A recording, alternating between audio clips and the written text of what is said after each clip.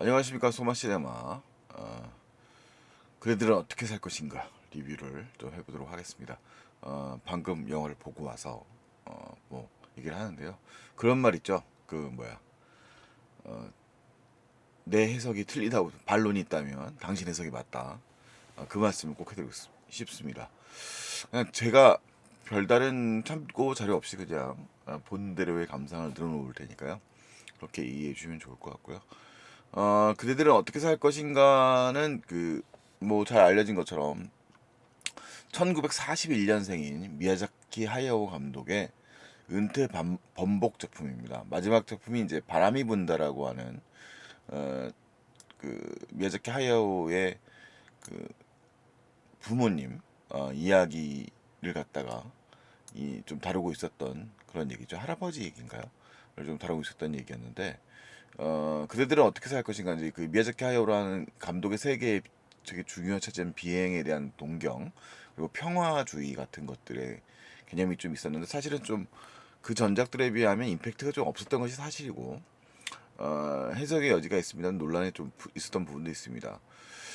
그대들은 어떻게 살 것인가라는 이 영화도 사실은 이제 미야자키 하야오 감독의 자전적 이야기이고요. 거기에다가 이제 환타지 부분들이 들어가 있고 뭐 여러 요소들이 좀 섞여 있습니다. 우정에 대한 이야기들도 있고 유년기에 대한 어린 엄마에 대한 이야기들도 매우 중요한 부분을 차지하고 있는 뭐 그런 얘기라고 할 수 있겠습니다. 자, 일단은 뭐 제 나름대로의 얘기고요. 저는 애니메이션의 작화가 뛰어나다라는 말 정도 말고는 뭐 이 애니메이션 자체에 대한 큰 관심을 가지고 있거나 전문적인 지식이 갖고 있는 사람은 아닙니다. 그냥 영화를 좋아하는 사람이고 그냥 애니메이션도 똑같이 영화처럼 이해를 하려고 합니다. 제가 전반적으로 좀 이 작품의 그 전체 분위기는 아니지만 상당히 좀 비슷하다고 느낀 작품은 이 후안 안토니오 바요나 감독의 몬스터콜이었습니다. 엄마를 잃은 아이의 일종의 그 자아 찾기 그리고 그 슬픔에서 벗어나는 것에 대한 이야기였던 거죠.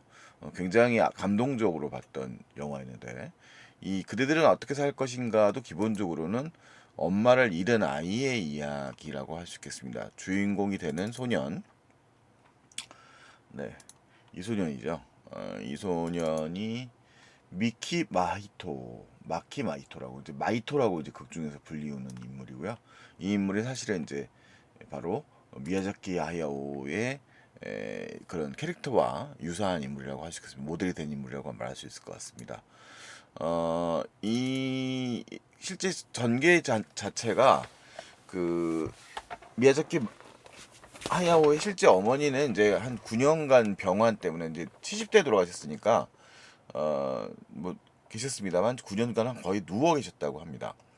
그래서 이 마이토의 경우도 영화 시작하자마자 도쿄에 살고 있는데 그 엄마를 잃게 되죠. 엄마가 이제 사망하게 되고 그 트라우마가 상당히 강력하게 남아 있는 상태에서 일단은 이 시골로 오게 됩니다. 실제로 이제 미야자키 하야오가 이 41년생이니까 이 도쿄에 50년 3살 때 44년도에 도쿄대 공습 이후에 이제 우츠노미야시로 도츠키현의 우츠노미야시로 이제 어, 좀 피난을 가 있었다고 해요. 아버지는 영화 이 애니메이션의 실제 아버지 역할 캐릭터처럼 실제로 이제 이 군수 공장의 공장장이었다고 하고요. 영화에서는 이제 이 엄마를 이제 사망한 걸로 영화 등장하기 때문에 이 영화에서는 이 주인공 마히토의 새엄마가 등장을 하는데 이게 이제 그 당시 이제 전근대적 습관입니다만 동생이 이제 그 엄마가 되는 거죠. 이 마히토의 엄마 나치코라고 하는 인물인데 이 나치코가 새엄마가 등장이 되고 이제 아버지의 인물로 등장합니다. 그래서 이 마이토가 영화 속에서 한 두 번 정도 이 엄마 이 나치코가 이제 실종된 다음에 찾으러 가는데 아버지가 사랑하는 사람이다라고 얘기를 합니다. 그러니까 엄마로서 인정하지 않고 있는 거고요. 그것이 일단은 이 죄책감을 이 마이토의 죄책감을 굉장히 차지하는 두 요소입니다. 그러니까 마이토는 이제 이 영화 속에서 어머니를 두 번 잃게 되는데 영화에 처음에 등장하는 것처럼 실제로 엄마가 이제 도쿄 대공습의 화주로 근무하던 병원에서 사망한 사건을 이제 처음에 겪게 되고 시간이 지나고 나서 새엄마가 된 나츠코가 이제 그 이 신비의 그 공간으로 사라지게 되면서 마이토는 이 나츠코를 찾아 나서는 것이 영화의 이제 줄거리죠. 근데 그 속에서 이제 실제로는 이제 자신의 엄마를 두 번 잃게 됩니다. 사실 뭐 자매 관계이기 때문에 엄마랑 외모도 거의 비슷하다고 설명이 되고 있는데 그 두 번 잃게 되는 과정이고 그것이 일종의 작동의 범위는 죄책감이라고 말할 수 있겠습니다. 영화는 이제 일단은 되게 난해한 걸로 소문이 나 있는데요. 그냥 뭐 그 판타지의 세계로 이해를 하시면 뭐 되지 않을까라는 생각이 듭니다. 일종의 판타지라는 거는 일종의 죄의식이라든가 이제 그 잠재되어 있는 그런 의식의 구현이라고 말할 수 있는 것이라 꿈 같은 세계라고 말할 수 있는 것이기 때문에 잠재의식의 구현이라고 말할 수 있기 때문에 그렇게 이해하게 되고요. 이 영화 속에서 풍자는 이 속에 말하자면 판타지 세계는 현실 당시 파시즘, 그러니까 근대와 정근대라고 하는 일본 사회의 특성과 맞물려서 파시즘의 시대라고 하는 것들도 또 곁들여져서 풍자하고 있다고 저는 생각이 됩니다. 일단은 왜 그런 근거를 갖냐면 이 영화에서 이제 주요 공간, 판타지의 이 세계로 이제 접근하는 공간의 매개는 외가리라고 하는 이제 존재가 등장을 하게 되는데 이 외가리의 등장이 그가 끌고 가는 이 세계 공간은 큰 할아버지라고 불리우는 존재가 그 건축한 세계에 만들어진 탑에 진입하는 것이거든요. 근데 그 공간은 애초에는 금지되어 있는 세계로 보여져요. 그래서 영화의 전반부에서는 상당히 천천한 속도로 이 나츠코라고 하는 새 엄마가 이 미로라고 불리우는 이 주인공 미히토죠. 마이토죠. 죄송합니다. 마이토를 이끌고 그들이 살고 있는 대저택을 돌아보는 것으로 묘사하고 있죠. 이제 아주 일본의 대저택의 특징들이 잘 살아있는 공간들로 그려져 있습니다. 이게 아마 이제 이것은 이제 아마 실제로 미야자키 하야오가 어린 시절 겪었던 그 공간들의 묘사를 잘 하지 않았는가 하는 거 생각이 들고요. 그 공간의 한 울타리에 이, 이 탑이 있는 거예요. 그러니까 되게 외뚫어진 탑이 건설되어 있고 이 공간에 이제 공간은 숲과 연결되어 있으면서 어머니가 사라지게 되는 것이죠. 어머니 나치코가 사라지게 되면서 영화가 이제 전개되고 그것을 이어주는 존재로 외가리가 등장하는 겁니다. 자, 근데 이 둘의 관계가 처음엔 되게 적대적이었어요. 그러니까 이 외가리가 이 맨 처음에 주인공이 진입을 해서 이 집을 걸어갈 때는 그 이 집에 처음 접근을 하고 있고, 그러니까 이 접근에 이들이 연결되는 모티브가 뭐냐면 외가리가 창가에 등장해서 이 마이로 제 주인공 이름 자꾸 생각 까먹죠. 마이토고의 그 내면의 그런 죄책감, 큰 죄책감, 엄마가 구해줘, 뭐 이런 얘기를 한 그 대화를 갖다가 이 외가리가 읽어서 얘기를 해주게 되면서 이 둘은 적대적 관계를 성립하게 되죠. 지금 이제 머리에 상처가 크게 나 있는데 그 자해를 해서 마이토가 낸 상처예요. 그러니까 자신의 그 학교를 처음 갔다가 이제 학교라고 해도 당시에 이제 전쟁 시기였기 때문에 거의 무슨 뭐 일종의 뭐 재건 운동 뭐 그런 것들만 거듭하고 있는 상황이었는데 이 아이가 이제 전학을 오자 이 시골 아이들이 되게 적대적으로 대하게 되고 이 아이들과 싸움을 벌인 마이토가 자신의 머리를 돌로 스스로 찍어서 가해해가지고 상처를 입고 들어오게 되죠. 그러니까 깊은 상처를 갖다가 이제 쌓여진 분노를 갖다가 자신을 자해하는 걸로 해소했다고 말할 수밖에 없을 것 같습니다. 자, 그런데 일단은 그 속에서 일종의 외가리, 이 외가리는 자신의 속마음을 알고 있는 이 존재예요. 이 현 세계 속에서. 그 세계 속에서 이 자신의 속마음을 뱉어내자 외가리에 대해 적대적인 마음, 너 정체가 뭐냐라는 식으로 이제 지금 방망이로 때리려고 하죠. 자, 그리고 이제 이 마이토는 계속 관심을 가지는 것이 이 무기에 대한 관심을 갖습니다. 이 외가리를 적으로 여기고 그를 대항하기 위한 무기로 활을 만들어내는 것에 관심을 갖죠. 그러면서 이 현실 속에 이제 살고 있는데, 이제 그 계기가 되는 어머니의 실종, 새엄마의 실종이 되기 전까지 이제 그 과정에서 설명을 듣게 되는데, 이 탑이라고 하는 게 메이지 유신을 영화 속 대사예요. 뮤신 이후에 들어왔다고 설명을 해요. 자, 메이지 유신의 등장은 일본의 근대화이기도 하면서 일본의 침략 전쟁이 본격화되었던 시대라고 말할 수 있죠. 그러니까 일본이라는 나라가 외딴 섬나라에서 전쟁의 시대에 세계의 전쟁의 무대에 뛰어들었던 시대이라고 말할 수 있겠습니다. 그 속에서 일본은 군국주의 역사의 시대로 들어가게 되는데, 영화는 이제 그것을 좀 빗대어서 이야기를 말할 수 있겠습니다. 결국은 이 주인공 마이토가 엄마를 잃게 된 것도 그런 전쟁의 포화 속에서 이제 잃게 된 상황이 되는 거고, 이 등장인물들은 이 전쟁의 시기를 거치면서 살아간다고 말할 수 있거든요.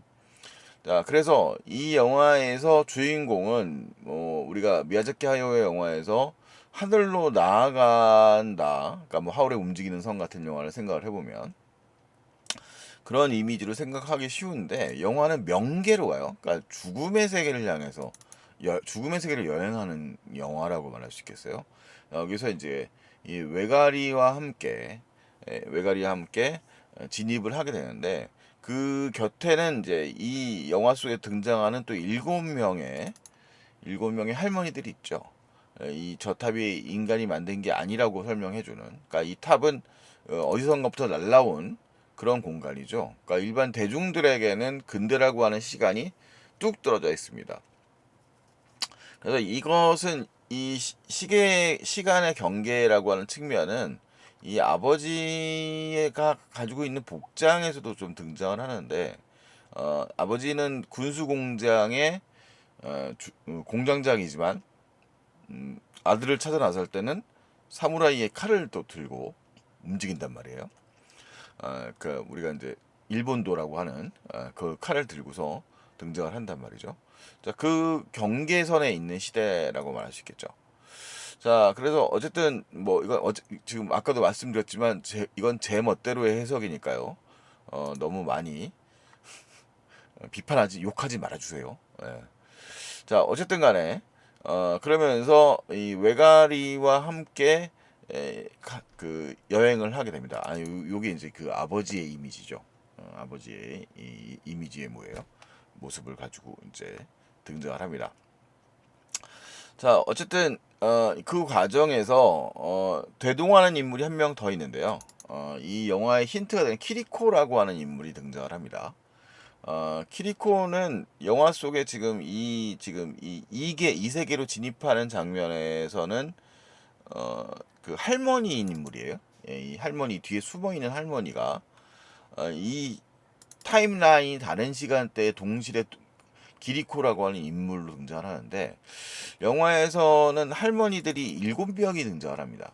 그러니까 이 주인공이 등장을 해서 가방을 들고 왔을 때 이 신문물을 가지고 있는데, 이 할머니들은 일종의 수호신 같은 약간 구시들을 상징하는 인물이기도 하는데, 어, 이 먹을 걸 가지고 왔을 때 어떻게 요리해 먹을 것인가를 되게 받아들이는데, 그 전에도 뭐 우리가 하울의 움직이는 성이라든가 이런 장면에서 머리가 큰 할머니들로 등장을 하지 않습니까? 그 할머니들 노파의 모습으로 등장하는데, 이 집에서 60년간 하인으로 일하고 있는 할머니들의 모습인데요. 7명이란 말이에요.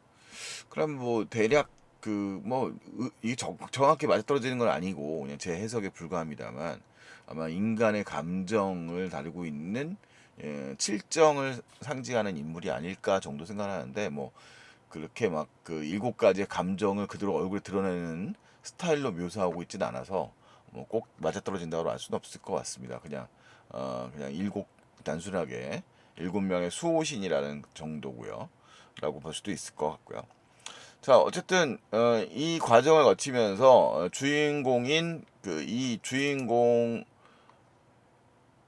친구 마이토의 경우에는 어, 사건의 주체적 인물이긴 합니다. 근데 이게 이 탑의 세계 속에서 결국 주인이라고 할 수 있는 인물은 큰 할아버지라고 불리우는 분이거든요. 이분이고 이 큰 할아버지가 이 세계의 주인이라고 할 수 있어요. 지금 이제 이미 사망한 걸로 처리되어 있는 인물입니다만 이 세계 속에 살고 있는 거죠.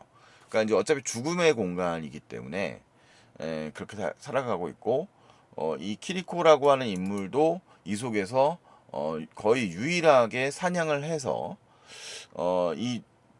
사냥하지 못해 살생할 수 없는 자들에게 식량을 조달하는 인물로 등장을 합니다. 그래서 죽어 있는 인물들이 또 살아 있기도 하고 이 세계에는 그 다음에 펠리칸이 등장을 하거든요. 펠리칸이 등장을 해서 살아있는 마이토를 공격하는 장면이 등장을 하는데 이들의 묘사 같은 경우들도 결국은 이제 펠리칸은 이 세계와 현실 속에서 모두 펠리칸이에요. 근데 이들이 이제 다만 현실 세계 속에 달리 펠리칸은 현실 속에서 이제 생선을 잡아먹지만 이 세계 속에서는 먹을 것이 없으니까 인간을 공격하는 장면으로 등장을 합니다. 그러니까 일종의 임무가 주어지고 영화 속에서는 이제 이 죽어가는 펠리칸과 마이토가 만나서 이야기를 하는 장면들도 등장을 하는데 그들은 이제 어쩔 수 없는 선택의 여지들. 그러니까 어떻게 보면 상황에 몰려가지고 전쟁 상황에 몰려서 잔혹한 일을 벌일 수밖에 없는 존재들처럼 일종의 은유되어 있고요. 그 묘사가 좀 더 적극적인 형태의 부역자의 형태들로 등장하는 건 인꼬라고 하는 일종의 앵무새예요.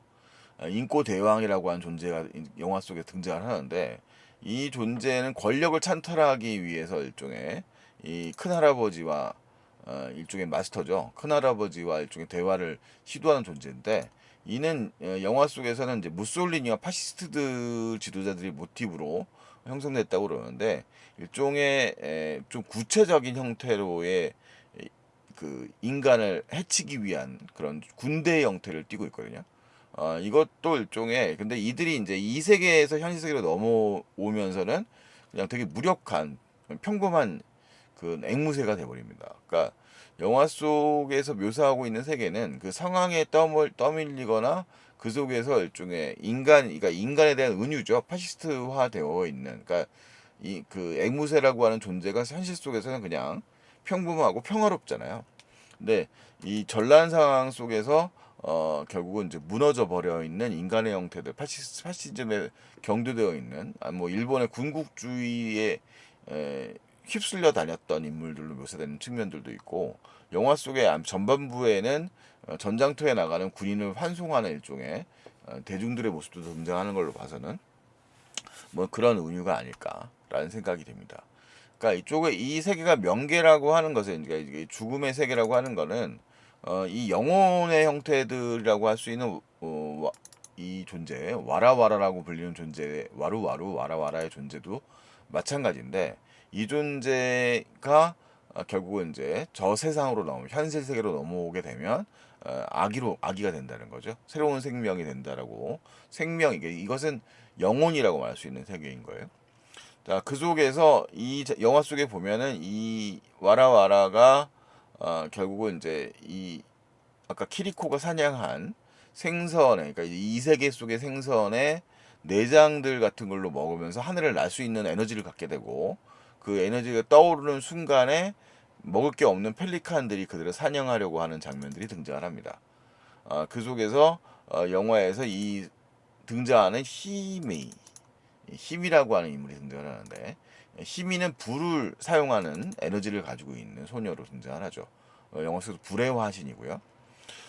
그 존재인데 이 힘이라고 하는 인물은 영화의 초반부에 등장하는 히사코와 이름이 이제 유사한 인물이에요. 앞에 히라고 구자라고 이제 뭐 되어 있는데 한자로는 그런 인물이기 때문에 이것은 이제 미야자키 하야오가 생각하는 어머니의 그 어머니에 대한 그런 좀 그리움, 그러니까 젊은 어머니와의 만남이 이루어진다고 할 수 있을까요? 그래서 영화는 그 이 소년 마이토가 소녀 히미를 만나는데 이 히미는 자기가 어떤 존재인지 잘 알고 있어요. 그래서 이 장면에 보면 히미가 이제 자신의 방에 데리고 온 마이토에게 맛있는 빵을 대접을 하는데 마이토는 이미 잃어버린 어머니의 빵을 먹는 듯하다는 소감을 밝히죠. 그래서 그 자체가 이 시계가 무너져 있는, 그러니까 이 각각의 영화 속에 보면 공간적으로 문이 각각 열려 있고 그 공간은 이 등장인물들이 일종의 타임워프를 할 수 있는 공간들로 설정되어 있는 그런 공간입니다. 근데 이 공간들이 이 세계지만 이 세계는 결국은 뭐 창조되어 있는 세계고 이 세계를 구축하고 있는 이 돌들이 결국은 그 전란의 환란의 시기를 거치면서 일종의 분노로 차 있는 상태가 되면서 붕괴 직전의 상황까지 이제 몰려 있는 상태, 세계가 물리는 상태인 거죠. 그러니까 이것은 이제 전쟁 상황에 놓여 있는 현실 세계의 모습이고 죽음의 세계와 맞닿아 있는 연결되어 있는 부분들이기 때문에 상당히 좀 은유적인 환란의 세계를 말할 수 있고 그것을 지켜줄 수 있는 것은 이제 모성을 상징하는 히미가 가지고 있는 결국 자식인 마이토를 갖다가 보호하고자 하는 보호자로서의 엄마의 모습을 보여주는 것이라고 할 수 있거든요.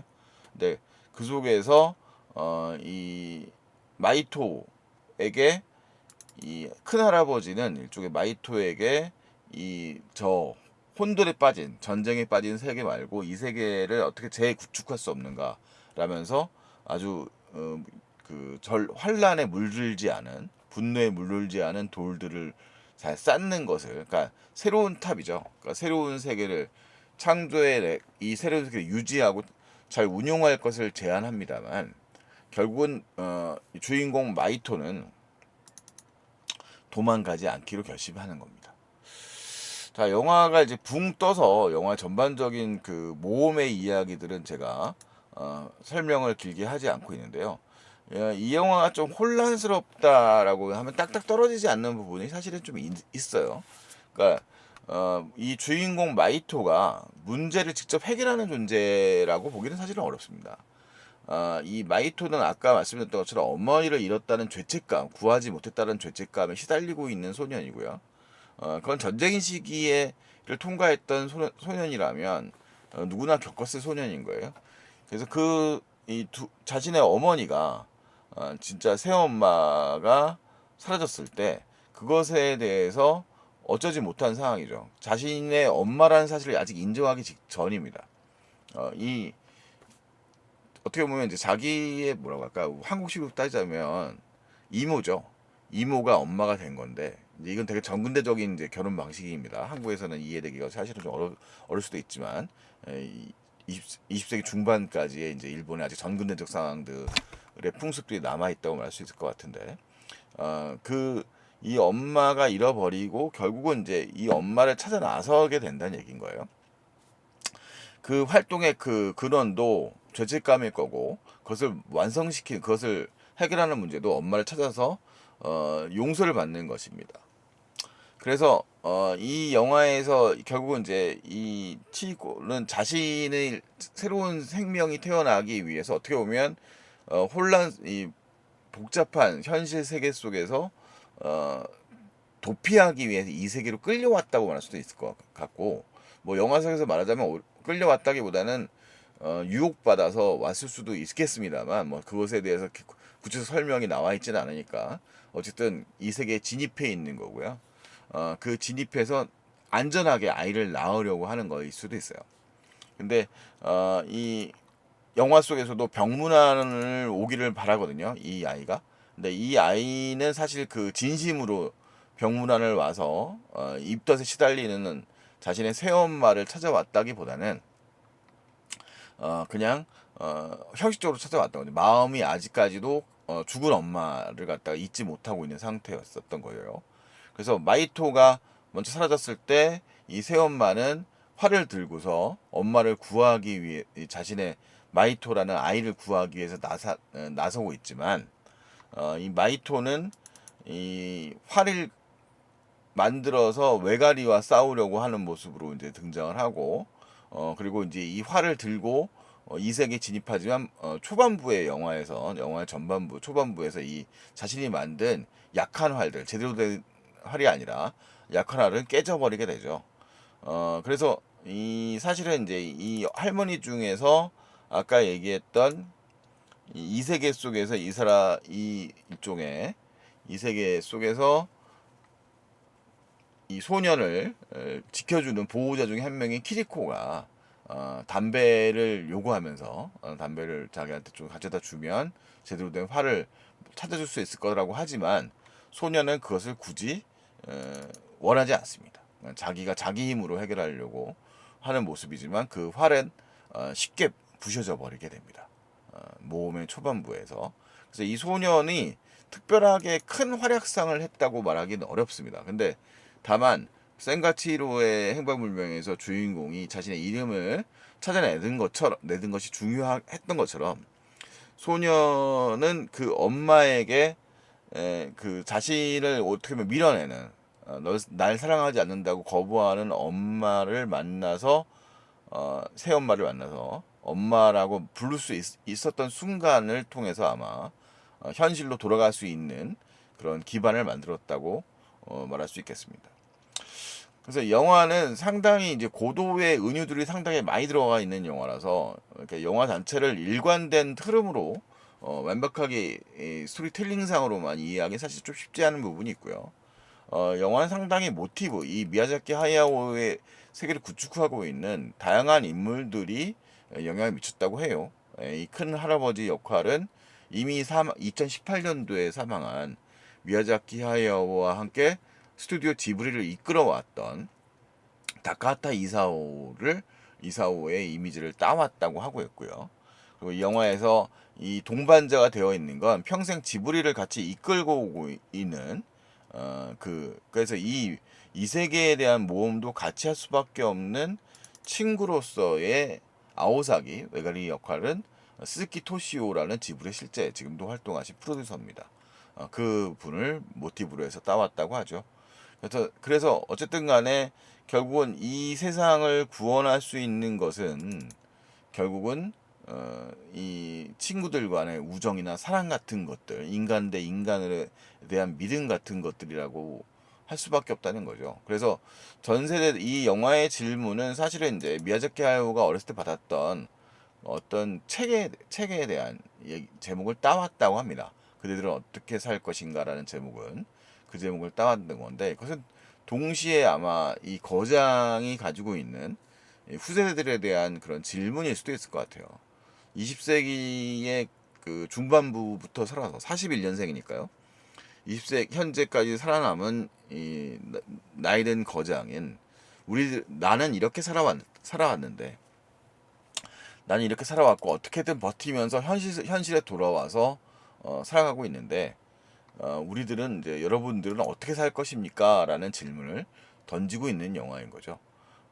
많이 잃기도 하고 많이 희생당하기도 하고 아프기도 하고 고통스럽기도 했는데 그래도 결국은 우리는 같이 살아야 되는 것이고 그 속에서 잊지 말아야 될 것은 잊지 말아야 될 것이고 그러니까 이 영화 속에서 희미는 자신의 삶을 선택하는 것이 아니라 기꺼이 자신의 운명을 알고 있으면서도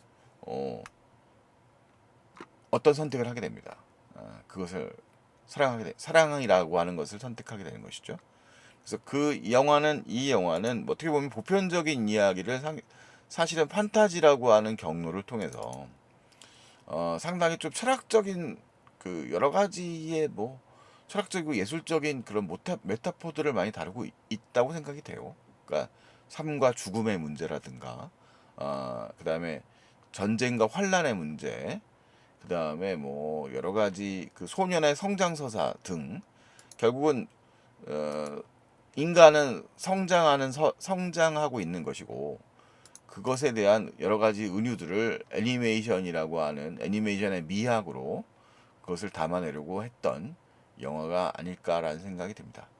여러 가지 재밌는 지점들이 있는데 결국은 이제 이 주인공은 머리를 다치고 영화에서 이 키리코도 머리를 다쳤다고 얘기하는 장면이 나오거든요. 그러니까 이것은 제가 봤을 때는 아까 또 다른 자아라고 생각하기도 했었는데 결국은 이제 뭐 여러 가지 그 공감대를 형성한다고 할까 그런 모습들이라고 말할 수 있을 것 같고요.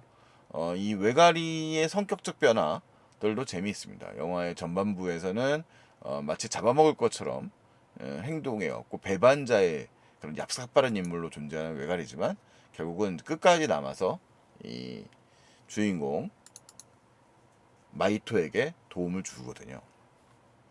그래서 우리는 각기 다른 존재로 살아가고 있고 저들도 존재지만 결국은 유약한 존재이고 그 유약한 존재들과 같이 살아가는 것이 이제 삶이 아닌가 뭐 이런 얘기를 다루고 있는 게 아닌가 뭐라고 짧은 소견으로 유추해 보는 뭐 그런 얘기였습니다.